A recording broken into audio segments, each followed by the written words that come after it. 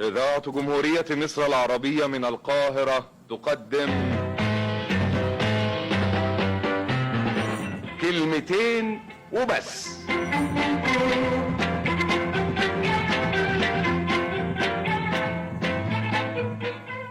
اسمها الفشخرة، معناها معروف انك ما تمشيش على قدك، يبقى دخلك 100 جنيه وانت بتصرف 300 جنيه. ما عندكش لكن عايز ان شاء الله تستلف وتندين وتتزنق. الفشخرة دي هي الاب الشرعي للديون والمتاعب، هي السبب في الهموم. الكلام ده صحيح على مستوى الافراد ومستوى الدول. قلت لي ليه؟ اقول لك ليه. الفرد لما يصرف اكتر من دخله يفتقر. الدولة لما تستورد اكتر ما بتصدر ميزانها التجاري يميل عليه ويقول له ليه طوعتني. لما الانسان يصرف اقل من دخله يحوش يدخر. المدخرات دي هتتحط في بنوك او في شركات او في مشروعات، يبقى في فلوس وفي رخاء وفي انتاج. من غير ادخار مفيش تمويل، من غير تمويل مفيش مشروعات. الدنيا فيها مجموعة قوانين، تمشي عليها توصل، ما تمشيش عليها ما توصلش. زي حواديت ألف ليلة وليلة، في سكة للسلامة وسكة للندامة وسكة للي يروح ما يرجعش. احنا مع عدم المؤاخذة ماشيين في سكة اللي يروح ما يرجعش، عمالين نزيد وانتاجنا عمال يقل. الناس بتزيد والانتاج بيخس.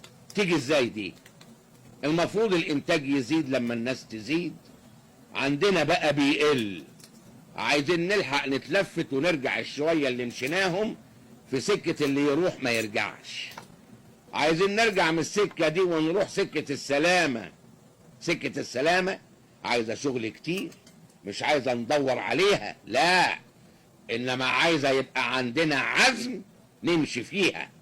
عشان نمشي فيها ضروري نغير حاجات كتير في حياتنا، ضروري نغير حاجات في نفوسنا وحاجات في قوانيننا وتقاليد في مجتمعنا.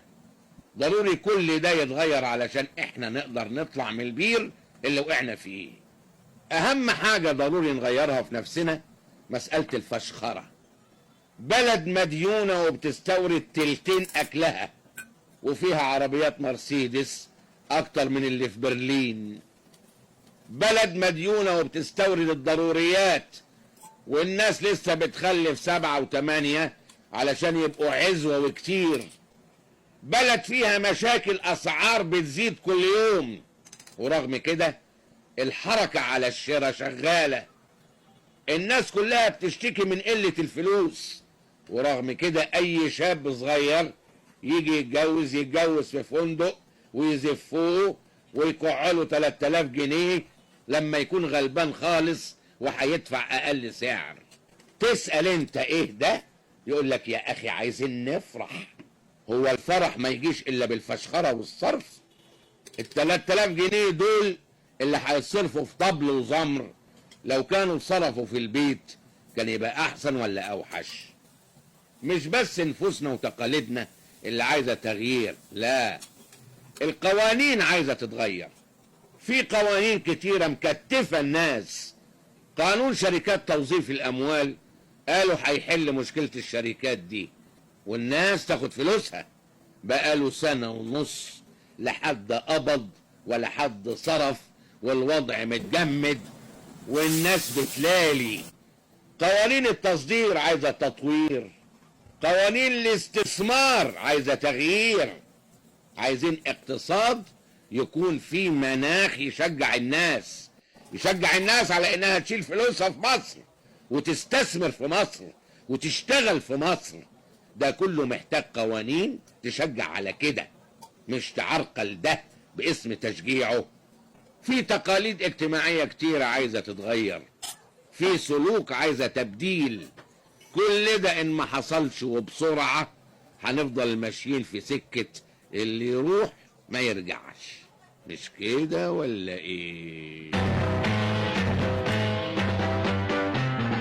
وغدا نلتقي مع